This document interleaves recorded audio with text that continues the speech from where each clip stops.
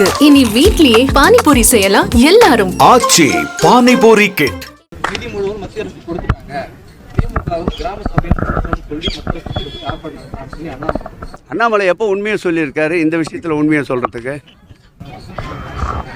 கிராம சபை கூட்டத்தை போய் மக்கள் ஆர்ப்பாட்டம் எப்போ அண்ணாமலை உண்மையை பேசியிருக்கார்? தமிழக நலனுக்காக எப்போ பேசியிருக்கார்? அவர் தமிழகத்திற்கு இறக்குமதி செய்யப்பட்ட தலைவர்.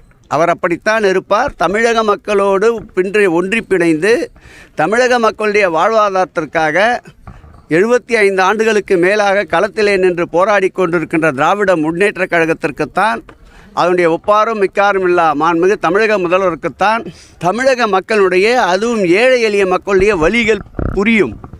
இவரை போகிற மேல்தட்டிலே அரசியல் செய்துவிட்டு வருபவர்களுக்கு கீழ்த்தட்டிலே இருக்கின்ற மக்களுடைய வலி புரியாது.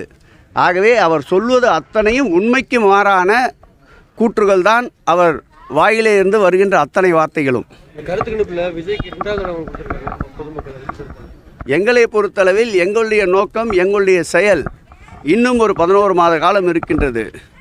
எதிர்க்கின்ற கட்சிகள் கூட, எங்களை வசைபாடுபவர்கள் கூட வாழ்த்துகின்ற ஒரு சூழலை நோக்கி மாண்புமிகு முதலமைச்சர் அவர் பயணித்து கொண்டிருக்கின்றார்.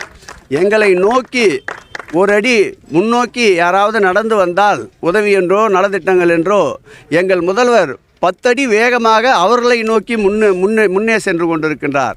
அந்த வகையில் எங்களுடைய முதல்வருடைய ஆற்றல், எங்கள் முதல்வருடைய திட்டங்கள், எங்கள் முதல்வருடைய துணிவு ஆகியவற்றுக்கு தமிழக மக்கள் வெகுமதியாக, பரிசாக 2026 சட்டமன்ற தேர்தலில் அவர் கோரியது போல் 200 அல்ல 234ஐயும் மாண்புமிகு முதல்வருக்கு வழங்குவார்.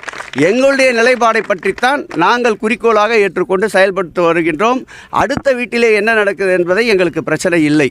இனி வீட்லயே பானிபூரி செய்யலாம் எல்லாரும். ஆச்சி பானிபூரி கிட். செய்திகளை உடனுக்குடனும் துல்லியமாகவும் தெரிந்து கொள்ள சப்ஸ்கிரைப் பண்ணுங்க.